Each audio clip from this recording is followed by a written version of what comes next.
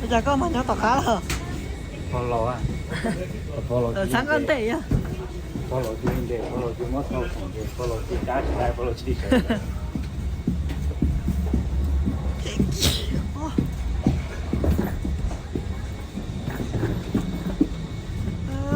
Sạc kìa, nhớ eo lê.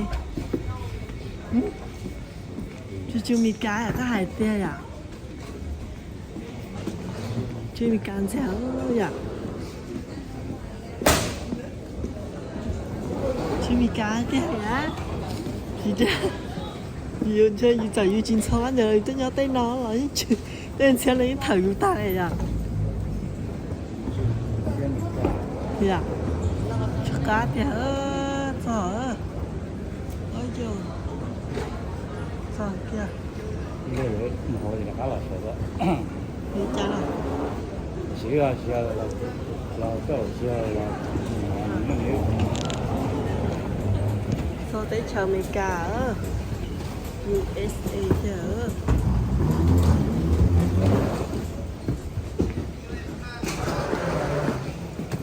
Lấy cả khả năng bây giờ. Mà phải tặng một xí tao tới lấy giống nó cái trống á. Bà học thử à? Thao tao mà dặn đấy sẽ nó nó chi. Tứ bài tứ khỏi thao sợ lo kia. Chị lấy chị nông đó chi đó. Lấy chị nông đó chi cho lại cho tia. Cho hai đứa chơi của đàn bạn cho đi. Mà đi tốt tất cả sự ấy cơ. Chỉ là trên tàu thư tàu lò ha. Nhưng gì à? Tao đấy xa đi nhưng gì kia à? Bây giờ người ta thở có báo này là có tiền. Bắt đầu bỏ lấy chua rồi chi. Thôi là cắt rồi. Thôi ý câu nó tới giờ có áo tư nhỏ để đi. Ủa thường đi nó tụi tiếng sẽ lấy lúc nữa họ chỉ đi Ý tụ tê. Mà alo cho rồi. Tôi chờ nó sáng nó hết.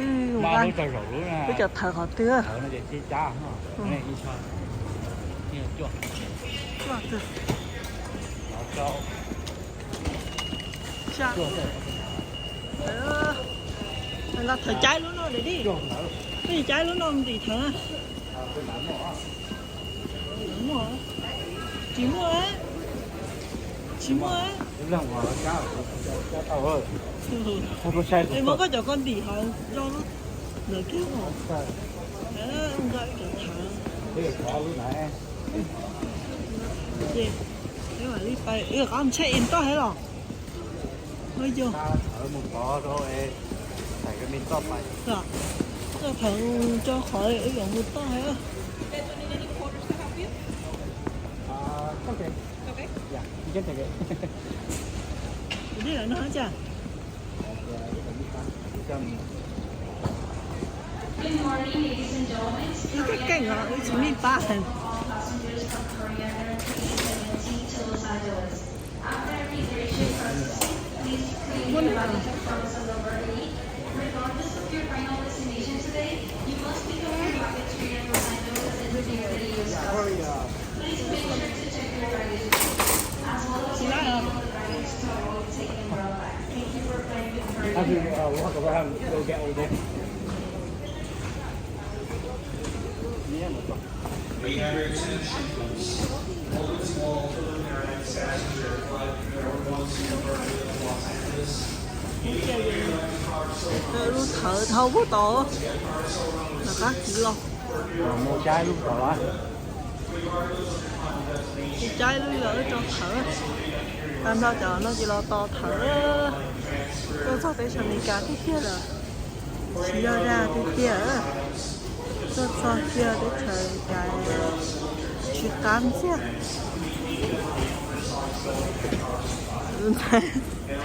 Nó sợ tao. Nhưng lý tưởng là cá tun nữa. Nó sợ tao liền à. Bây giờ tôi làm sợ tao này tôi đi. Bây giờ lên nhóm nó to cầu số mong nữa. Nó tôi tiếc rồi nữa. Cái này tôi cả trên chở bư trong.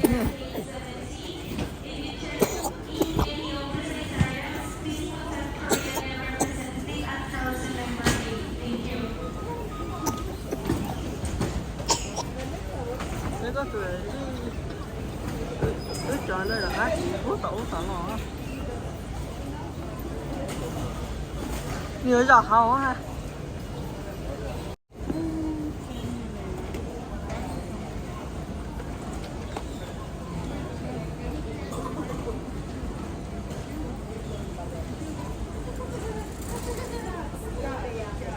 mua áo cá lua xí đi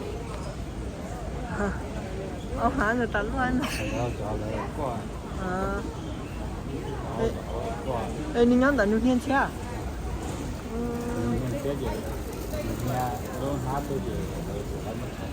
lò là mất trái lò rồi dạ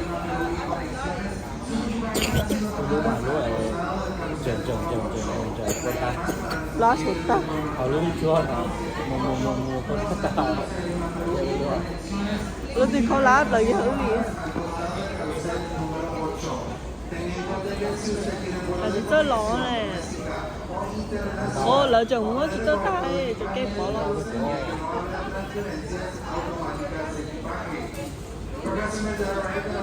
ngàn ở đây lấy nó thế thì cái có đi chỉ cần ở đây sao nó tập tập cái chỉ cần đi đầu đi nhất hàng cái chuyện đầu này có từ thì cái lấy một Please be advised that if you have a domestic or international connecting flight, you must collect all bags at the carousel as there will be no automatic baggage check. khó luôn liền Thank you. con đo để lo tới rồi rồi còn lấy cho nên là đúng rồi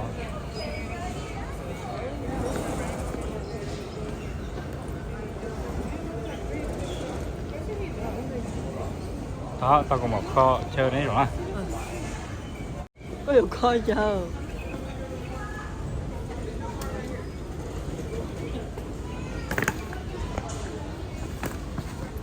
rồi là đó tiếp lên khá lòng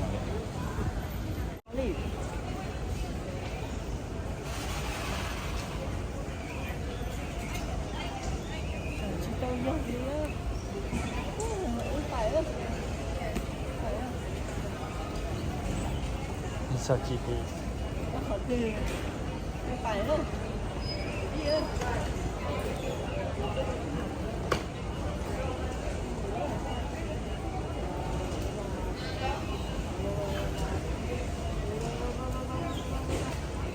ê đừng xài lon thở ta đi nè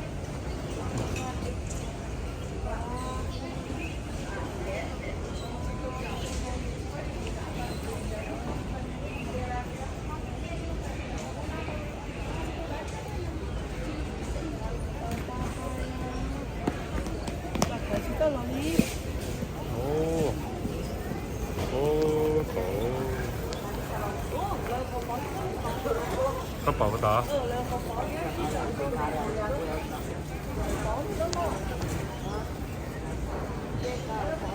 này là bỏ lại cái đầu lui xuống này nhá chia vậy nhá là tặng thế sao chị đưa em lên em trồng đó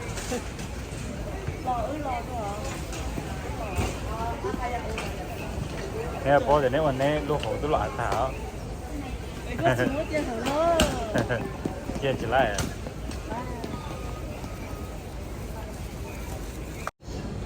to tài cho nhá chị mưa nó chỉ thông tin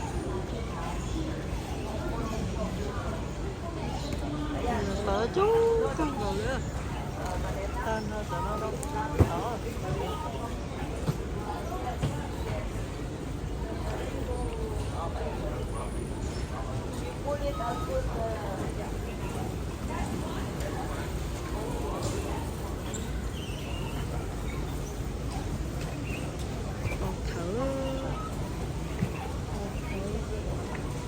to như vậy Good morning, ladies and gentlemen, and have your attention, please. This is announcement from Alaska Airlines.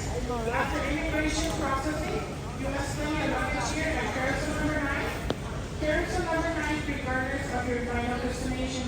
If you have a connecting flight at LAX, your luggage will not be transferred automatically. Once again, lo muốn lo nhá lo chỉ rất ta liền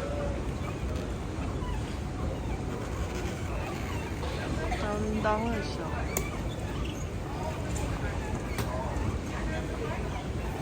Nên như là coi như đó chỉ rất chữ nhá.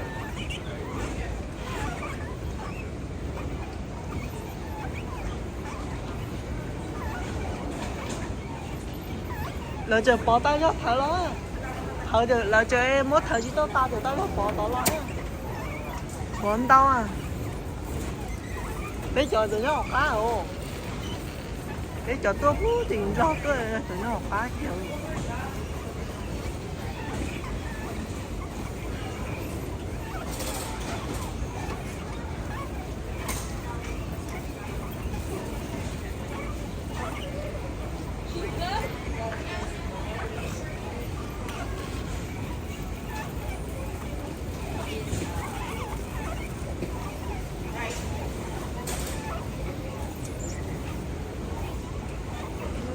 Lúc trước thì tao do lý kia từ lòng chuyện cho họ mà mỗi nhận nó sẽ tao sái nữa tôi cho tới chờ mấy ca tiếp kia đó rồi chưa lúc trước nó mở lo nhưng mà lề á thì khi nó đó nó sẽ tao phá thôi lo chỉ cho tay á toàn để cái gì á chỉ cho tay đi là chỉ cho khả năng là chỉ giúp thầy ta cho tao lo nhớ mình chưa biết trở thành nó cá rồi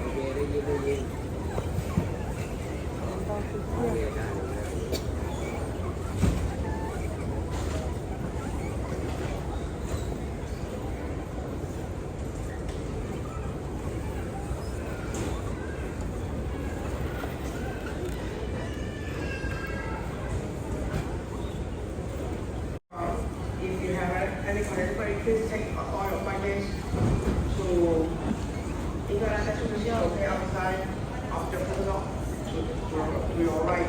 If you have any questions, please contact the ticket welcome to the program. lúc có Flights, you can recheck your bags số lô cho after you finish with customs and immigration. And those of you arriving at United Flight 643 from Auckland, you collect your bags at baggage claim number 10. số lô cho vậy số lô cho thì lại ơ hay lúc thở lo số lô thở lên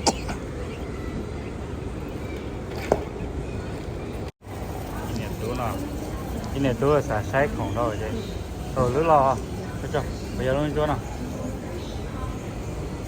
ồ có một chi mình đó đó luôn cái này cho là có để đi chỉ pháo cứ toàn thở toàn lại yêu nó đưa ó rất tròn như vậy đó đây nó gửi xuống nó có xỉ vậy đây lúc cô họ oán rồi bình thường tao hỏi đó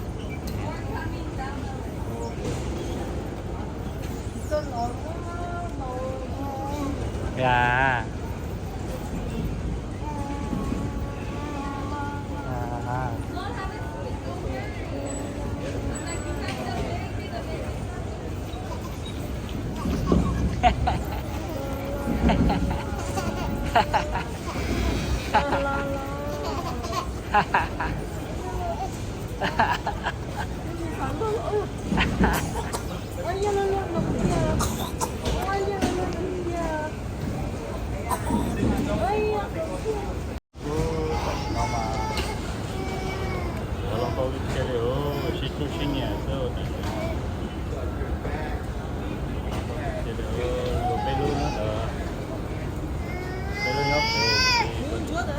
cái cửa lên giờ lên dòng quá cô lại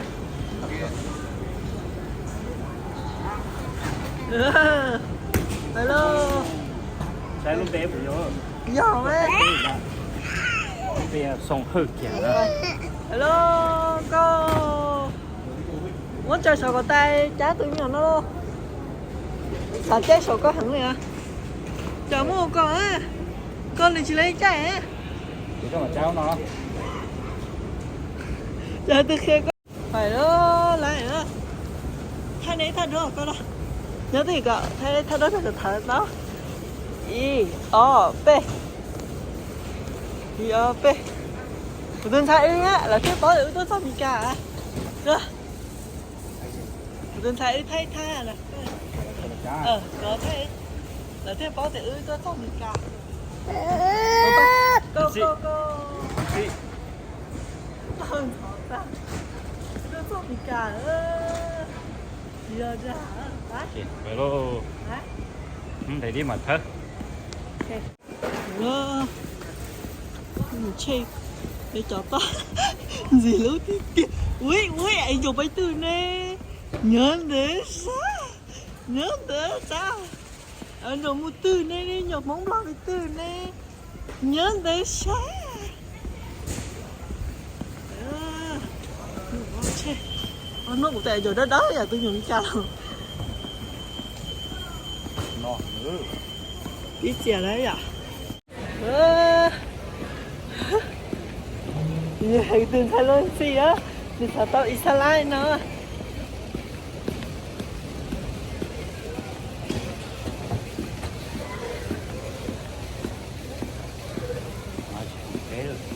mất khổ luôn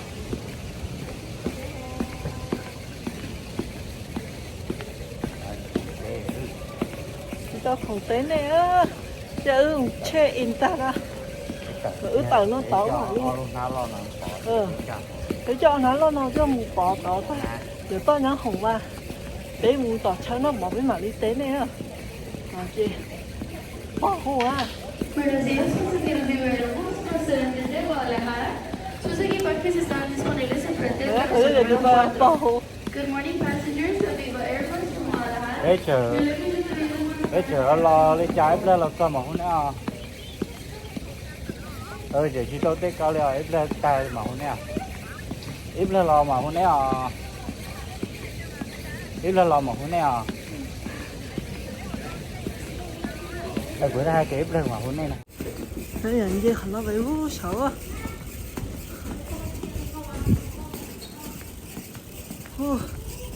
chị to cơ có để đi mẹ à tôi thử đặt không có để đi nữa thử đặt không chào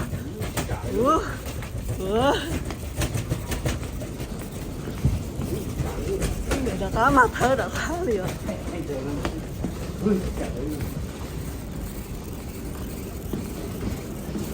phải đi bài nữa sao chơi ha bài đó nó chơi in quá nó bảo cho một khả năng là một cái vốn đã phải xin ông mà đi yeah bây chơi in ta mà mua thử chọn đi xe à để cho nó chơi in cho nó tôi tôi muốn cá bóng cho muốn chơi ta đó chị cá bóng tôi phải dễ mình dễ lý bài sáng chơi để đi thế bé à ôi giờ cái gì phải không ok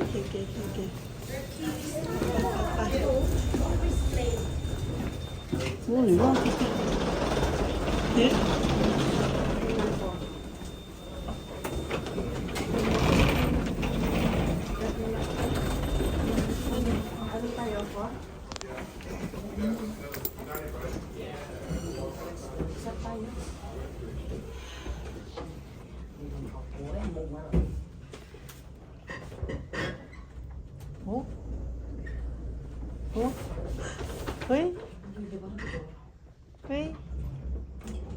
mình là chè để đi sang tiêu mấy này là một này đó bé à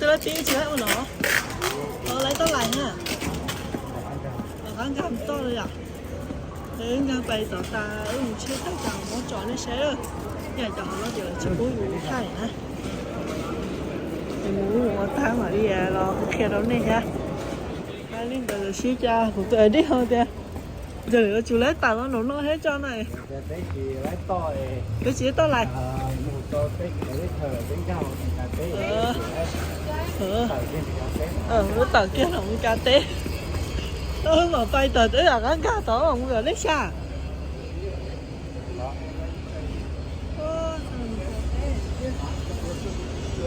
là có